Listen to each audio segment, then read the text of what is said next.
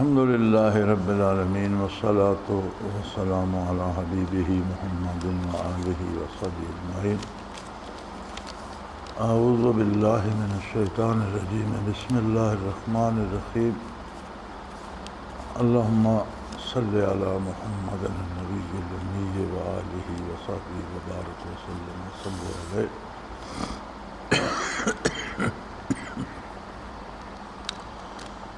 یہ ایک سوال ہے کہ منازل بالا میں کیا تسبیح پڑھیں؟ تو فنا بقا سے اوپر سالک المجذوبی میں بھی صرف اس میں الہی ہی تسبیح ہے اور صرف اللہ اللہ ہی تسبیح ہے۔ اس سے اوپر جہاں تک کوئی جائے صرف اس میں ذات ہی تسبیح ہے، اس کی کوئی خاص تسبیحات کسی خاص مقام سے منسوب نہیں ہیں، بلکہ صرف ذکر الہی ہی اس کی تسبیح ہے۔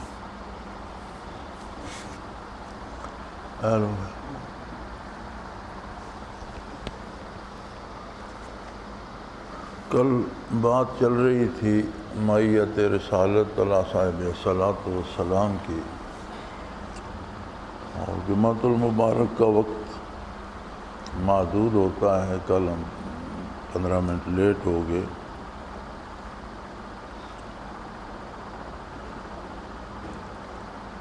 دنیا میں مختلف لوگوں کو مختلف مقاصد کے لیے تربیت دی گئی، اور لوگوں نے باطل مقاصد کے لیے بھی جانیں دیں۔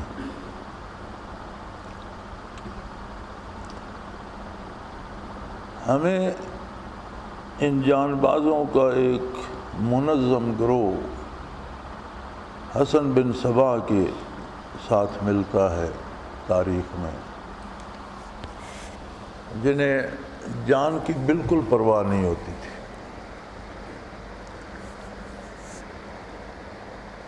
اور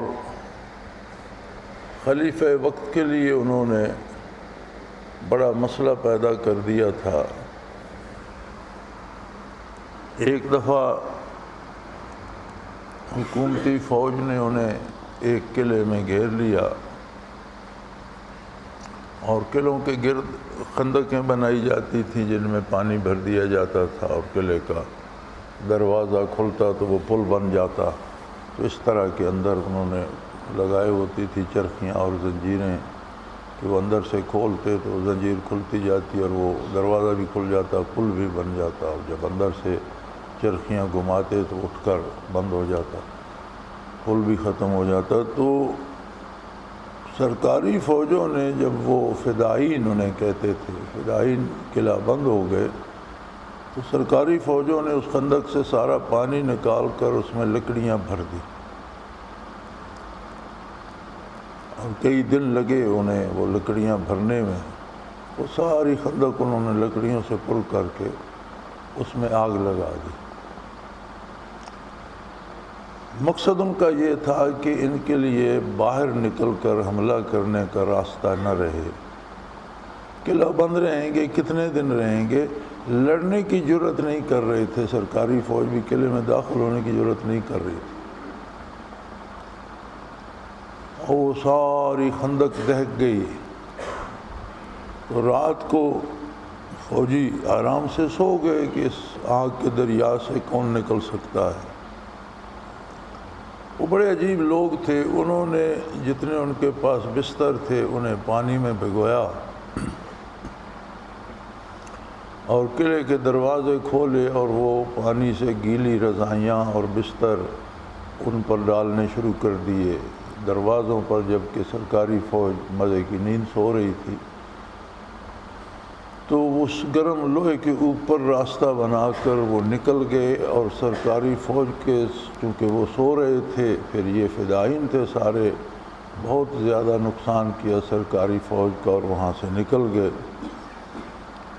بالآخر ایک پہاڑی قلعے میں جسے قلعہ الموت کہتے تھے، وہاں انہوں نے اپنا مرکز بنا لیا۔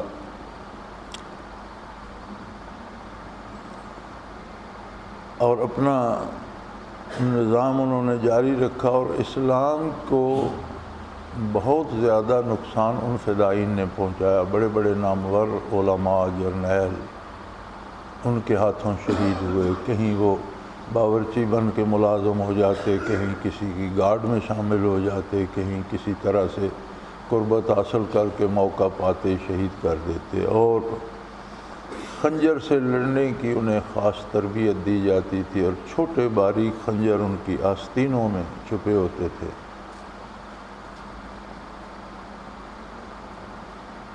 پھر بادشاہ نے وہاں وفد بھیجا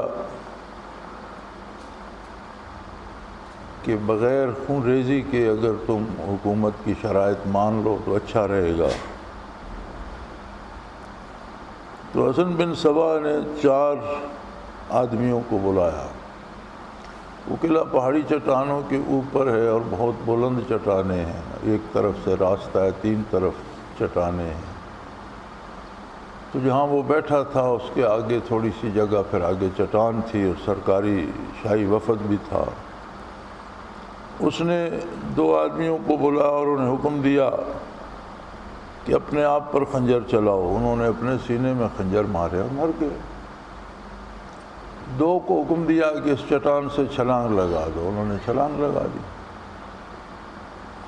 اس نے وفد سے کہا کہ جا کر خلیفہ سے کہو کہ اگر اس کے پاس ان سے مقابلہ کرنے کی سپاہ ہے تو آ جائے۔ یہ تو میرے پاس تو جتنے لوگ ہیں یہ صرف موت کا انتظار کر رہے ہیں، اور اگر تمہارے پاس بھی ایسے فوجی ہیں جو جان دینا جانتے ہیں تو آ جاؤ، مقابلہ ہو جائے گا، ورنہ میں قلعے سے باہر نہیں آ رہا اور تم اس پہاڑی میں مت آؤ۔ تو حکومت نے اسی میں عافیت سمجھی کہ ہم اس قلعے میں نہ جائیں اور وہ باہر نہ آئیں۔ اپنی زندگی میں اس پہ قابض رہا، لیکن اس نے ان لوگوں کو اس مقام تک لانے کے لیے بہت جتن کیے تھے۔ انہی پہاڑوں میں اس نے ایک جنت بنائی تھی جو باقاعدہ جتنی تفصیلات جنت کی ملتی ہیں اس طرز پر اس نے بنائی تھی۔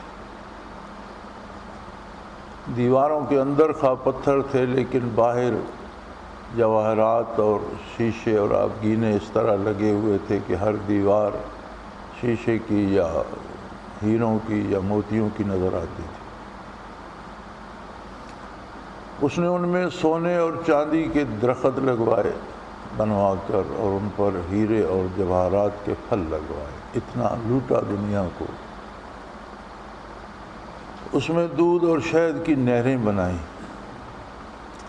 طرح طرح کے پکوان بنائے، اور ریاست سے دور دراز سے دیہات سے چن چن کر جوان بچیوں کو اغوا کر کے حوریں بنا کے وہاں رکھا، نوعمر بچوں کو غلمان بنا کے وہاں رکھا، اور سب کی تربیت کی گئی۔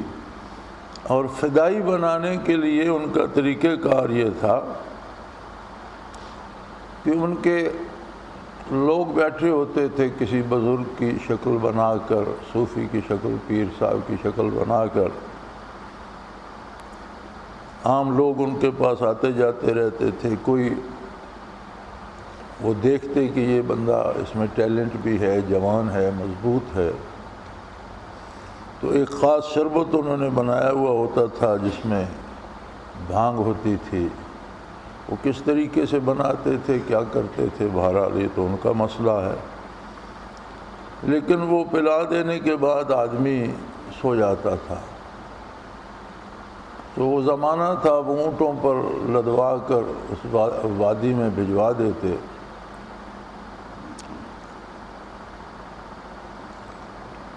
اور وادی میں وہ اس صورت میں اس کی آنکھ کھلتی کہ وہ کفن میں لپٹا ہوا ہوتا اور کافور وغیرہ لگا ہوا ہوتا، تو کسی دالان میں یا کسی سبزہ زار میں پڑا ہوتا، اسے ہوش آتا تو اپنے آپ کو کفن میں پاتا اور سمجھتا کہ میں مر چکا ہوں، اور ارد گرد وہ پھولوں کی بہار اور حوریں اور وہ محلات وہ دیکھتا تو سمجھتا جنت میں آ گیا ہوں۔ پھر اسے وہاں طرح طرح کے کھانے، بلکہ یہاں تک ملتا ہے کہ اس نے ایسے پرندے سے داغ کر رکھے ہوئے تھے کہ جنہیں وہ باورچی خانے سے کباب وغیرہ یا بھنے ہوئے گوشت یا بھنے ہوئے پرندوں جو گوشت کے وہ بنا کر پوٹلی سی دے دیتے، اور وہ اٹھا کر دسترخوان پر وہ چھوٹے پرندے جا کر رکھتے، اور جو پرندے طوطا یا مینا کی طرح کے جو بولی سیکھ جاتے ہیں وہ سدھائے ہوئے ہوتے تھے، اور وہ قرآن کی آیت پڑھتے تھے، سلام علیکم طبتم فادخلوہا خالدین۔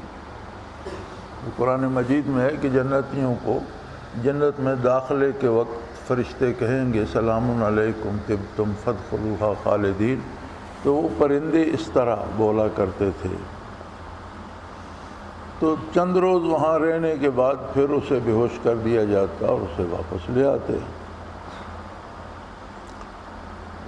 ایک انہوں نے ایسی مور بنائی ہوئی تھی جو ماتھے پہ لگا دیتے تھے جیسے کسی نے ماتھے کا بوسہ لیا ہو، اور وہ اتنی ہلکی ہوتی تھی کہ ہر آدمی محسوس نہیں کرتا تھا، وہ ایک دوسرے کو اس سے پہچان لیتے تھے۔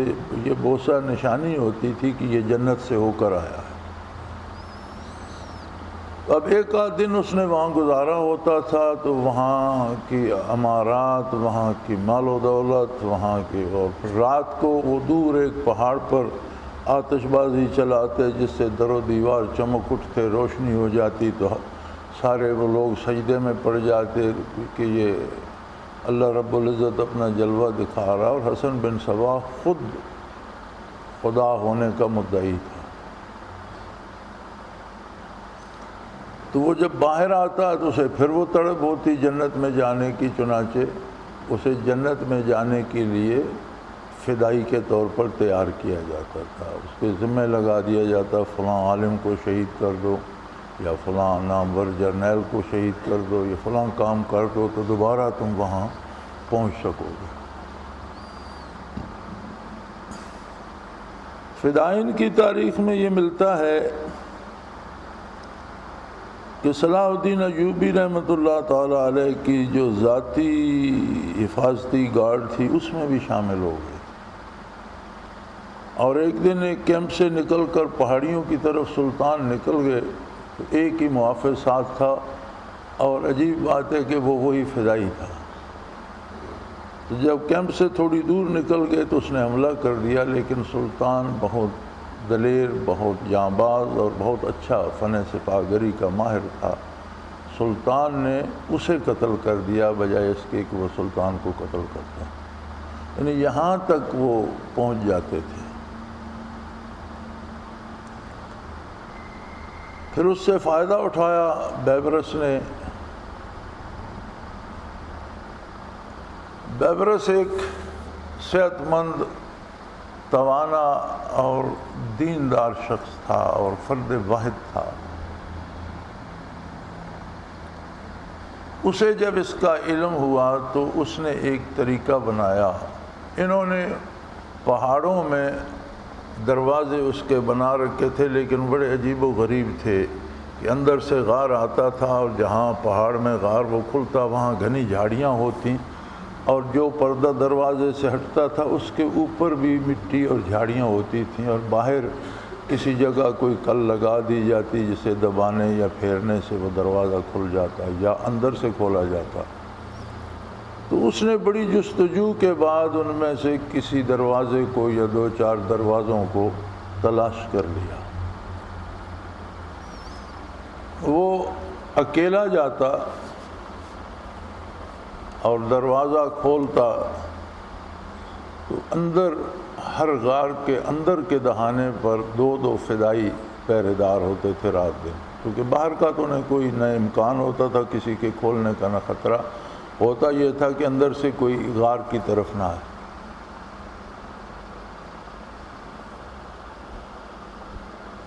تو وہ اس میں داخل ہوتے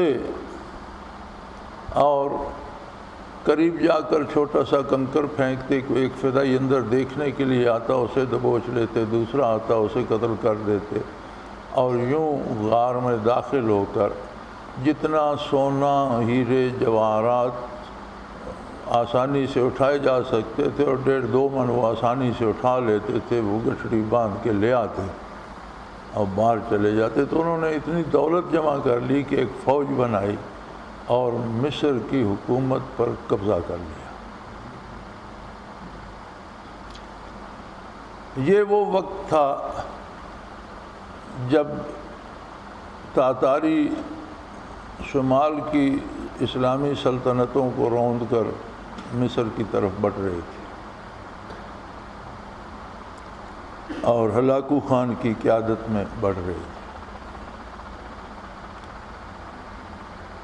تاتاریوں نے ایک جنگ میں ہلاکو خان نے فتح پائی۔ تاتاری دلیر سے زیادہ ظالم تھے اور لوگ ان کا نام سن کر لرز جاتے تھے۔ واحد فوج تاتاریوں کی تاریخ میں ملتی ہے کہ جو جہاں سے گزرتے جنگلوں کو آگ لگا دیتے، جنگلی جانوروں کو تیروں اور بھالوں سے مارتے اور تالابوں وغیرہ میں پانی کے ذخیروں میں زہر ڈال دیتے، برباد کرتے چلے جاتے تھے ہر چیز کو۔ جو شہر فتح کرتے سارا شہر تباہ کر دیتے اور بچوں، عورتوں، بوڑھوں، جوانوں کے سر کاٹ کر مینار بنا دیتے۔ تو ان کی جو بربریت تھی اس سے لوگ لرزاں و ترساں رہتے تھے، جس طرف منہ کرتے لوگ بھاگ جاتے یا مارے جاتے۔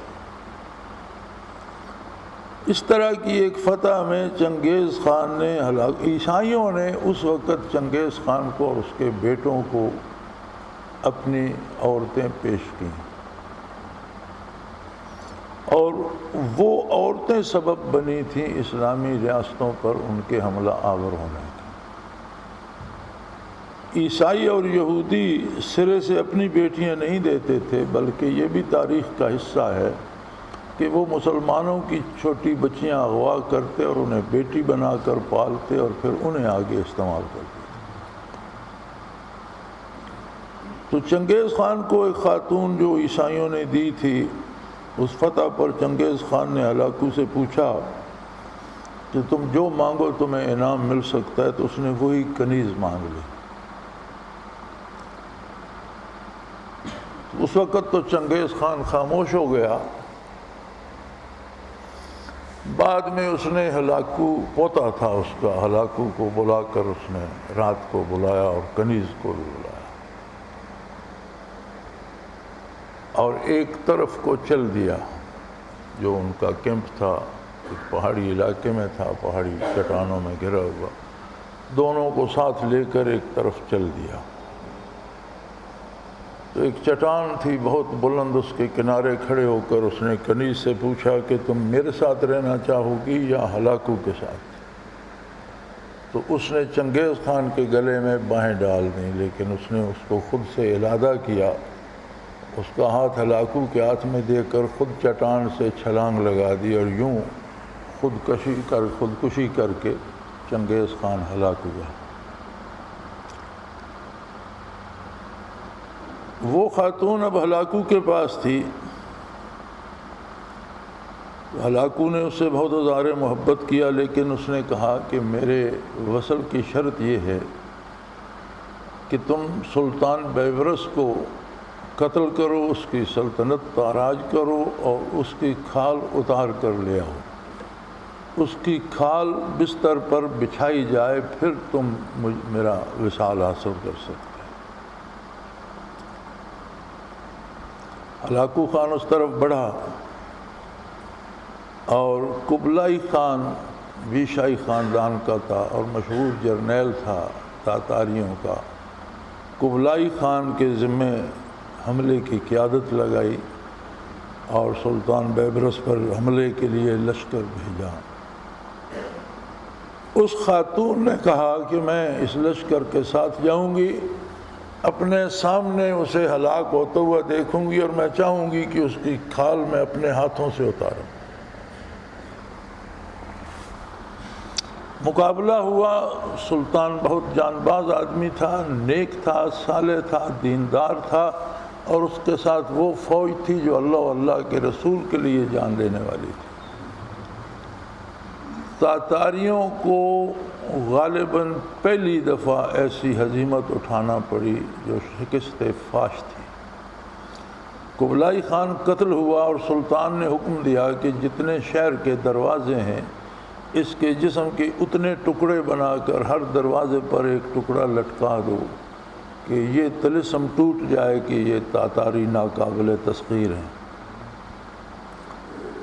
اس خاتون کو سلطان نے حکم دیا کہ میرے گھوڑے کے آگے بھاگتی جاؤ، اور اس نے شہر تک اسے بھگا کے لایا۔ وہ اسے بطور کنیز حاصل ہو گئی اور اس نے چٹھی لکھی ہلاکو خان کو کہ میں تمہیں دعوت دیتا ہوں کہ یہ اپنی دادی جس پہ تم بہت عاشق ہو اور جو میری کھال پہ تم سے ملنا چاہتی تھی، آج کل اس کی کھال میرے بستر پر ہوتی ہے، دریں حالے کہ وہ اپنی کھال میں موجود بھی ہے، ہمت ہے تو آ کر لے جاؤ۔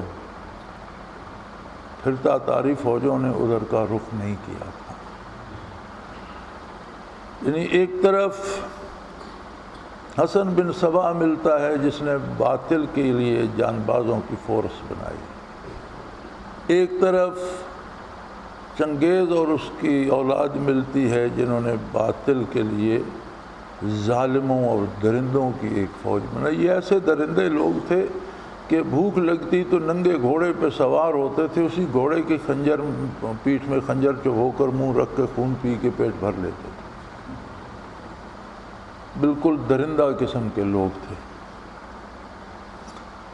اور اسی زمانے میں انہی کے مقابلے میں سلطان بیبرس ملتا ہے جس نے انصاف، عدل اور حق کی حفاظت کے لیے جان باز فورس بنائی اور اس درندہ فورس کو شکست فاش سے دوچار کیا۔ فدائین کی بھی جتنی بھی جرأت تھی، بالآخر فدائین بھی ہلاکو کے ہاتھوں ہلاک ہوئے۔ حسن بن صبا مر چکا تھا، اس کی اگلی کسی تیسری چوتھی پشت سے وہاں جو تھا بنا ہوا اس کا جانشین وہ نوعمر لڑکا تھا، لیکن نظام وہی چل رہا تھا، تو خوبرو لڑکیوں کی تلاش میں انہوں نے ہلاکو کی بہن اٹھا لی تھی، جس پر ہلاکو نے تلاش کر کے اس کا پتہ لگایا اور پہاڑوں کے اوپر سے ہو کر حملہ کر کے اسے تاراج کر دیا اور لوٹ لیا، اور وہ لڑکا گرفتار ہوا جسے بادشاہ نے دیکھ کر چھوڑ دیا کہ یہ اب کچھ نہیں کر سکے گا، اس بچے کو مارنے کا کیا فائدہ ہے، اس نے تو اب گدائی کرنا، اسے چھوڑ دیا۔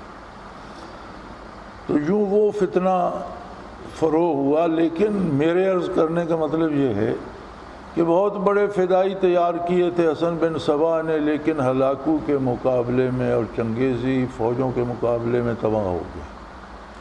چنگیزی فوجیں دنیا کی ظالم ترین فوجیں تھیں، لیکن جو رضاکار، جو فدائین سلطان بیبرس نے اللہ و اللہ کے رسول کے لیے تیار کیے تھے، ان کا مقابلہ نہ کر سکے، کیونکہ اصل قوت اللہ و اللہ کے رسول کی ہے، اللہ کی طاقت ہے۔ چنگیزیوں کو لوٹ مار کا لالچ ہوتا تھا اور قتل و غارت گری ان کے مزاج میں رچ بس گئی تھی، وہ ظالم تھے، دلیر نہیں تھے۔ حسن بن صبا کے فدائین کو دھوکہ دے دیا گیا تھا جنت کا اور انہیں اس کا لالچ ہوتا تھا، لیکن سلطان نے جو تیار کیے تھے وہ اللہ کے لقاء الہی کے اور بارگاہ رسالت میں سرخرو ہونے کے طلبگار۔ تو یہ تاریخ بتاتی ہے، فدائین کی تاریخ بھی اگر دیکھی جائے تو بڑے بدن لرزہ براندام ہو جاتا ہے حسن بن صبا کے فدائین کی تاریخ پڑھ کر، یا جو اس فن کے لوگ ہیں وہ جانتے ہیں کہ وہ کیسے لوگ تھے، لیکن تاتاریوں کے مقابلے میں تباہ ہو گئے، شکست کھائے۔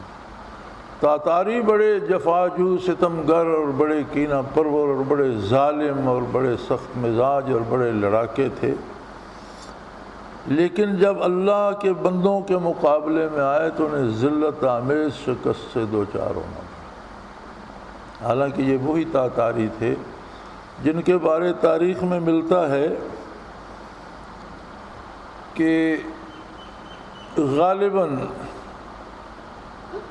بڑے بڑے جو ادارے دینی تھے اور ان کے سربراہ جو بڑے بڑے معروف پیر اور گدی نشین تھے، وہ جو گرفتار ہو کر اتنی اہمیت کے حامل تھے، جو گرفتار کر کے بادشاہ کے سامنے پیش کیے گئے، اگر میں بھول نہیں رہا تو مجھے صحیح یاد نہیں، لیکن غالباً 1,42,000 ان کی تعداد بنتی ہے، جو اتنے نامور تھے اور بڑی اسلامی ریاستیں تباہ کر دیں، بغداد کی اینٹ سے اینٹ بجا دی اور بے پناہ کتب خانے اٹھا کر دجلہ میں پھینکے۔ 6 مہینے تک وہاں سے پانی گزرتا تھا تو سیاہ ہو جاتا تھا، چونکہ کلمی لکھے ہوئے نسخے ہوتے تھے، اور 6 مہینے تک وہ کاغذ گلتے رہے اور سیاہی گھلتی رہی۔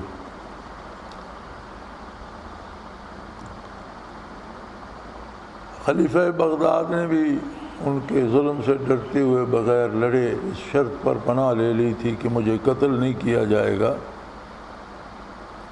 اور جب وہ ہلاکو کے پیش کیا گیا تو اس نے کہا بھی اسے ہم نے قتل سے امان دی ہے، اسے قتل نہیں کرو، لیکن ایک دری میں لپیٹ کر اسے لاتوں سے اس قدر مارو کہ مر جائے، قتل نہیں کریں گے اسے۔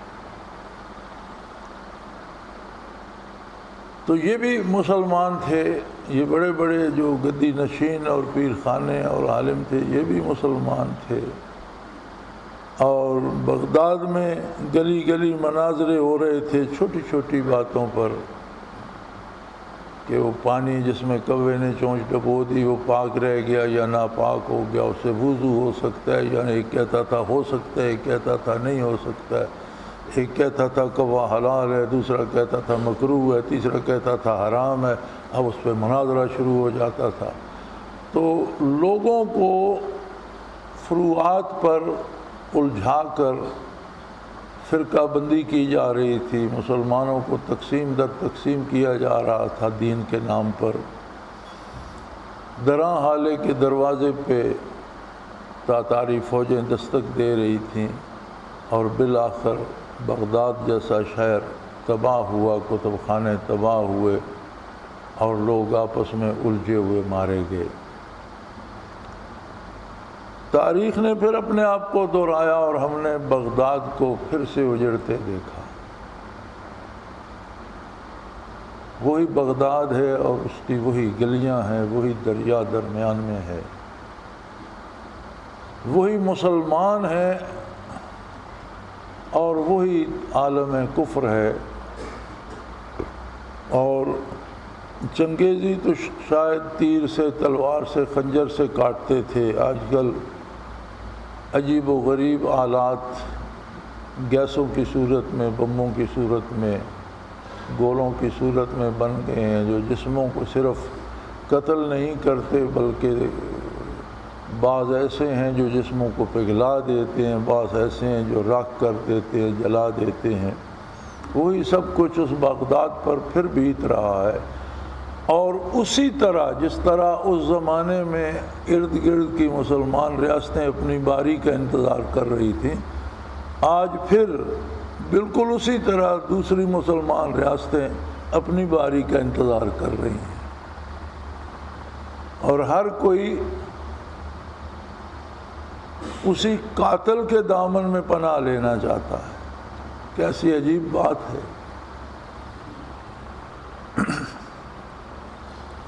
یہی حال اس زمانے کا بھی تھا، لیکن کیا اس تاتاریوں کی اس تباہی نے اسلام ختم کر دیا تھا؟ اسلام میں وہ قوت تھی کہ بالآخر ہلاکو بھی مسلمان ہوا، اور جب یورپ سے مسلمانوں کو نکال کر عیسائی خوش ہو رہے تھے کہ ہم نے مشرق وسطیٰ میں اور ان ریاستوں میں مسلمانوں کو تاتاریوں سے تباہ کرا دیا اور یورپ سے ہم نے نکال دیے، اس وقت تاتاری اسلام کا جھنڈا لے کر یورپ میں داخل ہو رہے تھے۔ اسی پر علامہ مرحوم نے کہا تھا کہ پاس باں مل گئے کعبے کو صنم خانے سے۔ اسلام ختم نہیں ہوا، اسلام کے نام پر اسلام سے بے وفائی کرنے والے ختم ہوئے، اسلام کے نام پر عیاشی کرنے والے مارے گئے، اسلام کے نام پر دولت جمع کرنے والے عیش کوش لوگ تباہ ہوئے، اسلام باقی رہا، اور وہ قادر ہے عسیٰ یات اللہ بقوم یحبہم جو قادر ہے تمہیں تباہ کر دے گا، کسی اور قوم کے دل میں اپنی محبت کا دیا جلا دے گا، وہ اس پر فدا ہونا شروع ہو جائیں گے۔ وہ بالکل وہی سما ہوا کہ جو مسلمان نام کے مسلمان تھے اور عمل سے بیگانہ تھے وہ تباہ ہوئے، اور جو ان کو تباہ کرنے آئے تھے اور اسلام کو مٹانے آئے تھے انہوں نے کلمہ پڑھ لیا اور اسلام کا جھنڈا بلند کر کے اس پر جانثار ہونے لگے۔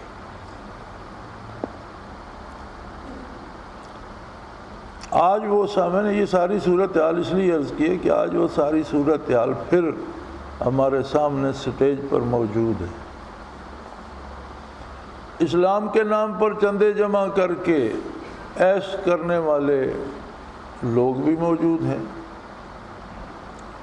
اسلام کے نام پر لوگوں کو اپنے پیچھے لگا کر حکومت کرنے والے اور حکومت کے خواہش مند بھی موجود ہیں، اسلام کا نعرہ لگا کر اسلام کے خلاف زندگیاں گزارنے والی عوام بھی موجود ہے، اور اسی میں وہ لوگ بھی ہیں جو جانیں فدا کر دیتے ہیں، جان پہ کھیل جاتے ہیں۔ آگ ہے، اولاد ابراہیم ہے، نمرود ہے، آگ ہے، اولاد ابراہیم ہے، نمرود ہے۔ پھر وہی منظرنامہ ہمارے پاس سامنے موجود ہے۔ یہ ساری قوتیں آج مختلف افراد کی شکل میں، افراد گزر گئے، تاریخ تو موجود ہے، اور تاریخ کے ساتھ موازنہ کیا جائے تو آپ افغانستان میں دیکھ لیں، عراق میں دیکھ لیں، پاکستان میں دیکھ لیں، دوسرے کشمیر میں دیکھ لیں، دوسرے ممالک میں دیکھ لیں، تو بالکل وہی منظر آپ کو نظر آئے گا۔ ایک کمی ہے کہ کوئی بیبرس نہیں، فدائین ہیں، کوئی بیبرس نہیں جو انہیں کسی نظم میں پروئے، انہیں کوئی مقصد دے اور وہ باطل کو شکست دے سکیں۔ لیکن یاد رکھیں، کوئی بھی جو ڈرامہ پروڈیوس کرتا ہے تو وہ پروڈیوسر جو ہوتا ہے وہ کمی نہیں چھوڑتا، سارے کردار بناتا ہے۔ جتنے کردار اس ڈرامے میں ضروری ہوتے ہیں وہ سارے بناتا ہے، اور بڑے چن چن کر بندے رکھے جاتے ہیں کہ ڈرامہ کامیاب ہو۔ اگر قدرت یہ ڈرامہ پھر سے پروڈیوس کر رہی ہے اور پھر سے دنیا کے سٹیج پر یہ سجایا جا رہا ہے تو یہ ممکن نہیں کہ باقی اداکار تو ہوں اور اس میں ہیرو نہ ہو، یہ تو کیسے ممکن ہے؟ اس کا مطلب ہے کوئی بیبرس بھی ہوگا۔ تو ڈرامے میں کردار اپنے اپنے وقت پہ نمودار ہوتے ہیں۔ ابھی شاید ولن سامنے آ رہے ہیں، ابھی شاید ڈرامے کی سٹوری یا کہانی اس مقام پر نہیں پہنچی کہ ہیرو سامنے آئے۔ اور جب بھی فلموں میں، ڈراموں میں، اب لوگ قرآن و حدیث کی بجائے شاید فلموں ڈراموں کی مثال دی جائے تو زیادہ سمجھتے ہیں، زمانہ ان کا ہے نا۔ تو بات سمجھانے کے لیے عرض کر رہا ہوں کہ فلموں میں، ڈراموں میں ایک خاص سچویشن کریٹ کی جاتی ہے جو بڑی اندوناک ہوتی ہے، پھر کوئی بندہ بہت مظلوم ہوتا ہے یا کوئی خاتون بہت مصیبت میں پھنس چکی ہوتی ہے اور ہر طرف وہ مارنے والے، لوٹنے والے لوگ ہی ہوتے ہیں۔ تو جب وہ انتہائی خطرناک ایک صورتحال بن جاتی ہے تو اچانک ہیرو نمودار ہو جاتا ہے۔ تو میرے خیال میں یہ جو ڈرامہ سٹیج ہو رہا ہے اس میں تاتاری موجود ہیں، حسن بن صبا خدا کی دعویٰ کرنے والا اور اس کے فدائین موجود ہیں، وہ مخلوق موجود ہے جن کی بچیاں اغوا کی جا رہی ہیں، جن کے بیٹے قتل کیے جا رہے ہیں، جن کے گھر اجاڑے جا رہے ہیں، اور جن پر ظلم کا بازار گرم ہے، وہ بھی موجود ہیں۔ اب صورتحال شاید ابھی اس حد تک نہیں پہنچی جہاں کوئی ہیرو بھی ظاہر ہوگا. ظاہر ہے اگر ہلاکو ہے، حسن بن صبا ہے، تو بیبرس بھی ہوگا. اس کے بغیر تو ڈرامہ مکمل نہیں ہوتا. لیکن وہ کب ہوگا؟ اب یہ جو ڈرامہ دکھا رہا ہے، جس نے ڈرامہ سٹیج کیا ہے، جس نے ڈرامہ لکھا ہے، جس نے ڈرامے کے کردار بنائے ہیں، اور جو اسے دنیا کے سٹیج پہ پروڈیوس کر رہا ہے، وہ خود ہی بہتر جانتا ہے کہ اس نے بیبرس کو کہاں چھپا رکھا ہے اور کب ظاہر کرے گا. لیکن یہ بات یقینی ہے کہ سلطان بیبرس بھی ظاہر ہوگا، ورنہ تو ڈرامہ مکمل نہیں ہوتا، سارا کھیل ادھورا رہ جاتا ہے. اللہ کریم کوئی ایسا بندہ بھی ضرور پیدا کریں گے جو ان فدائین کو ضائع ہونے سے بچا کر انہیں منظم کرے گا، اور یہ برائی کے خلاف لڑیں گے، کسی فرد کے خلاف نہیں. اسلام کسی فرد، کسی ذات سے تعرض نہیں کرتا.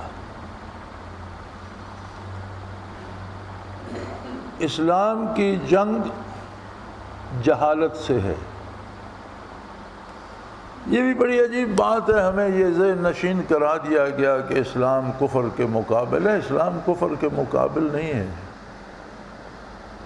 کفر جو ہے یہ پھل ہے، اصل بات جہالت ہے. اللہ کی عظمت سے ناآشنائی، اس کے پیغمبر صلی اللہ علیہ وسلم کی عظمت اور صداقت سے ناآشنائی. اصل مرض جہالت ہے. اسلام علم ہے، نور ہے، جہالت تاریکی ہے، ظلمت ہے.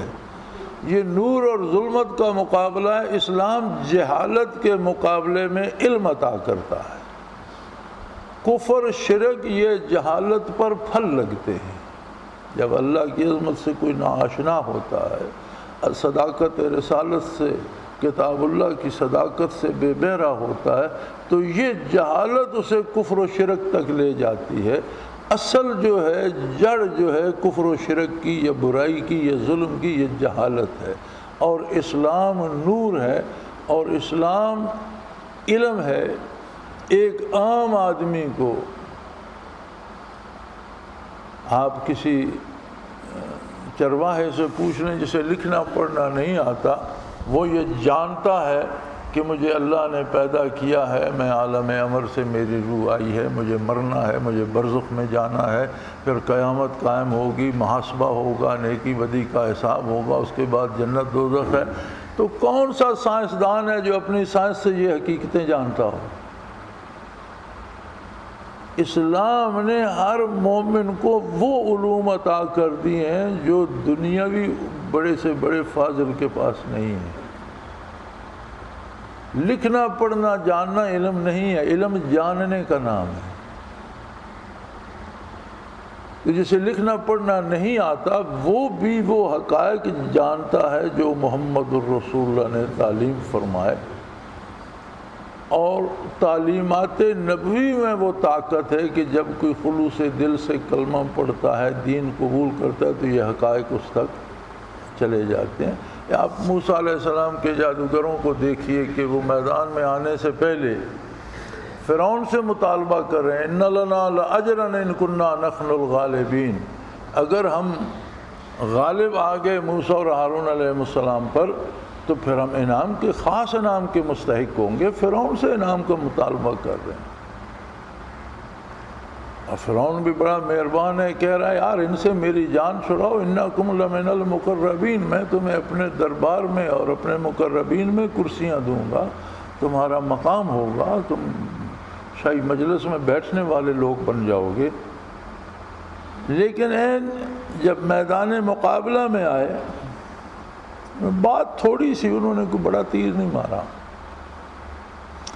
موسیٰ علیہ السلام کو نبی اور رسول نہیں مانتے تھے.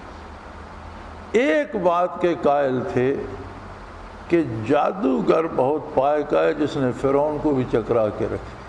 تو ہر فن کا بندہ اپنے فن کے با کمال لوگوں کی عزت کرتا ہے. تو انہوں نے اس طرف سے احترام کرتے ہوئے انہوں نے ادب سے عرض کیا کہ آپ اپنا کمال پہلے دکھائیں گے یا ہمیں اجازت ہے ہم کچھ کریں؟ موسیٰ علیہ السلام نے فرمایا تم کرو جو کرنا ہے۔ اب یہ جو انہوں نے احترام دیا اللہ کے نبی کو، یہ نہیں جانتے تھے کہ یہ اللہ کا رسول ہے، لیکن احترام دیا، اس ایک چھوٹی سی بات نے رحمت الہی کو ان کی طرف متوجہ کر دیا۔ اب انہوں نے وہ رسیاں اور لاٹھیاں اور کیا کیا جو میدان میں لکڑیاں اور رسے پڑے تھے، وہ سحروا اعین الناس یخیل الیہم، لوگوں کی آنکھوں پہ ایسا جادو کر دیا کہ ان کی قوت متخیلہ متاثر ہو گئی اور انہیں وہ سپ اور اژدہا نظر آنے لگ گئے۔ یعنی لکڑیاں سانپ بنی نہیں، لاٹھیاں سانپ بنی نہیں، رسے سانپ بنے نہیں، سحروا اعین الناس، دیکھنے والوں کی نگاہوں پہ جادو ہوا، انہیں سانپ نظر آنے لگے۔ اب نگاہ جو کچھ دیکھتی ہے وہ قوت متخیلہ کو تصویر بھیجتی ہے، تو وَيُخَيَّلُ إِلَيْهِمْ أَنَّهَا تَسْعَىٰ، نگاہوں پہ ایسا جادو کیا کہ انہوں نے قوت متخیلہ کو جو تصویر بھیجی وہ بھاگتے دوڑتے ہوئے اژدہوں کی تھی۔ اب جادو کا توڑ یہ تھا کہ ان سے تکڑا جادوگر ہوتا ان کے جادو کو باطل کر دیتا اور لوگوں کو پھر سے وہ لکڑیاں اور رسے نظر آنے لگ جاتے۔ لیکن جب موسیٰ علیہ السلام نے عصا ڈالا فَإِذَا هِيَ تَلْقَفُ مَا يَأْفِكُونَ، تو جو کچھ انہوں نے بنایا تھا اس نے نگلنا شروع کر دیا اور ان کا وجود ہی ختم ہو گیا۔ اللہ نے انہیں یہ شعور عطا کر دیا کہ اگر یہ جادوگر ہوتا ہمارا جادو باطل کر دیتا، رسے اور لکڑیاں گیلیاں لاٹھیاں وہ تو میدان میں رہتی، اب اتنی سی لاٹھی ہے سب کچھ کھا گئی اور انہوں نے ہاتھ میں لی تو ہاتھ میں لینے کی لاٹھی ہے، یہ جادوگر نہیں، یہ اللہ کا نبی اور رسول ہے۔ فرعون ناراض ہو گیا، اس نے کہا میں تمہارے ایک طرف کا ہاتھ دوسری طرف کا پاؤں کاٹ دوں گا اور کھجوروں کے تنوں کے ساتھ تم سب کو سولی پہ لٹکا دوں گا۔ تو جو وہ جواب دے رہے ہیں وہ بہت عجیب ہے۔ وہ کہتے ہیں تجھ سے جو ہو سکتا ہے کر، ہمیں یہ فخر ہوگا کہ ہم پہلے مسلمان اور پہلے شہید ہوں گے، اللہ کی بارگاہ میں جائیں گے، وہاں ہم سے جو جرم ہوا ہے زندگی بھر یہ جادوگری کا اور پھر اللہ کے نبی کے مقابلے میں آنے کا، یہ شہادت کا خون اس کو دھو دے گا، یہ معاف ہو جائے گا اور اللہ ہمیں جنت میں بھیج دے گا۔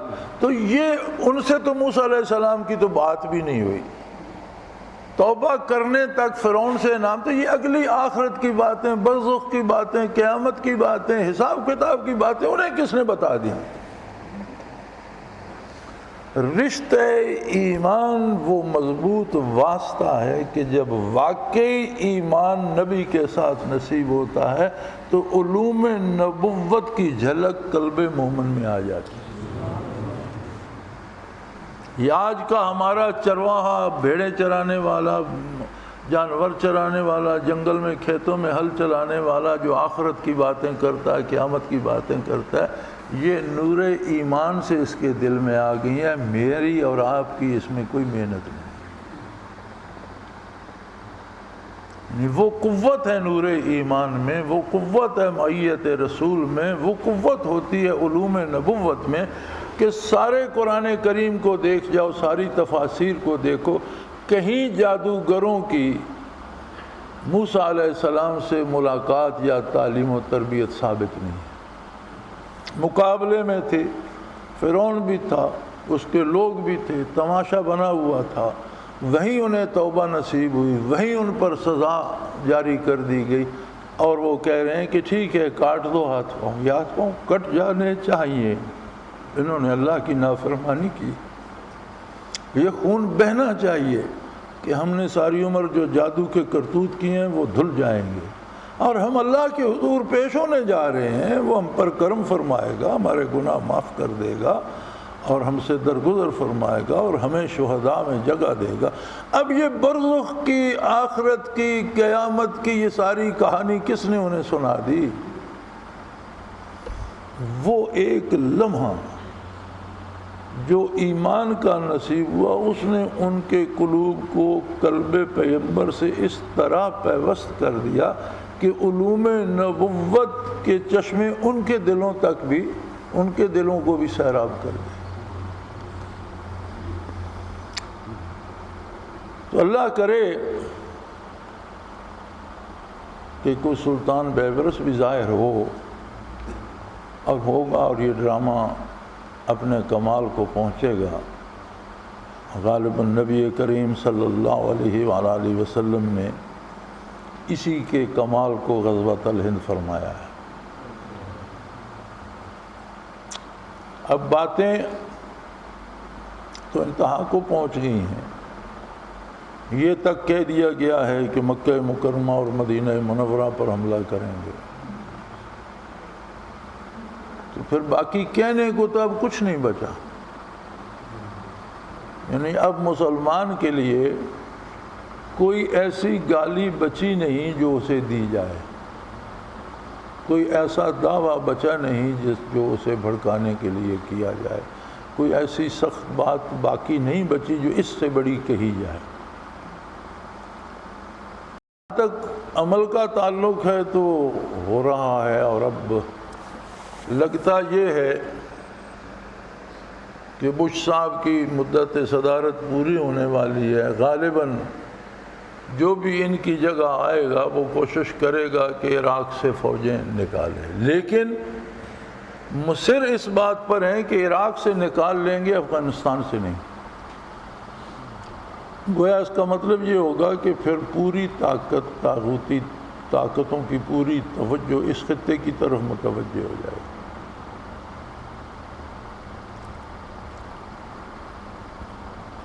اور دوسری غیر مسلم طاقتوں کو بھی ابھارا جائے گا، اور اللہ کرے گا کوئی فدائین کو منظم کرنے والا بھی میدان میں آ جائے گا۔ اور یوں جب کبھی بات میں کیا کرتا تھا تو لوگ اسے دیوانے کی بڑھ کہا کرتے تھے، لیکن اب یہ ڈرامہ کھل رہا ہے، سٹیج ہو رہا ہے، سامنے آ رہا ہے، اور اب شاید نظر آ رہا ہے کہ غزوۃ الہند برپا ہوگا۔ یہ ساری اتنی لمبی بات کل بھی اور آج بھی کرنے کا میرا مقصد یہ ہے کہ لوگ اپنی جانیں بے مقصد ضائع نہ کریں، خود کو منظم رکھیں، اللہ کو یاد کریں، اپنے آپ کو جسمانی طور پہ بھی فٹ رکھیں، اور تیاری رکھیں کہ شاید اللہ یہ سعادت ہمیں بھی نصیب کر دے، ہم بھی اس میں کام آ جائیں۔ اور اگر خدا نخواستہ اس سے پہلے موت نے آ لیا تو یہ تو قاعدہ ہے، اللہ کریم نے فرمایا کہ جو اللہ کی راہ میں ہجرت کرتا ہے، خواہ اسے پہلے قدم پر موت آ جائے، اللہ اسے مہاجر تسلیم کر لیتا ہے۔ غزوۃ الہند کی تیاری کے لیے خلوص دل سے، جو کسی فرد کے خلاف نہیں، کسی سیاسی طاقت کے خلاف نہیں، کسی حکومت کے خلاف نہیں، بلکہ ظلم کے خلاف، زیادتی کے خلاف، طاغوتی طاقتوں کے خلاف، عدل کے قیام کے لیے، انصاف کے قیام کے لیے، حق کے قیام کے لیے جو لوگ اپنے آپ کو تیار رکھیں گے، اگر موت بھی آ گئی تو اللہ انہیں محروم نہیں کرے گا۔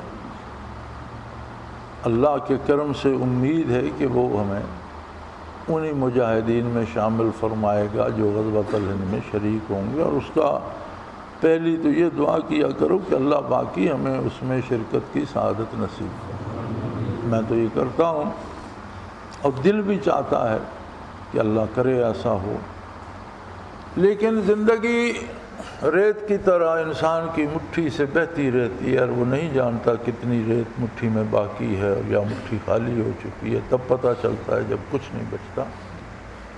موت کو اپنے وقت پہ آنا ہے، موت آئے تو یہ آرزو تو دل میں موجود ہو کہ اللہ مجھے ان مجاہدین میں شامل کرے، اپنی جانوں کو، اپنی قوت کو، اپنے آپ کو ضائع نہ کرو، ایک مقصد کے لیے باقی رکھو۔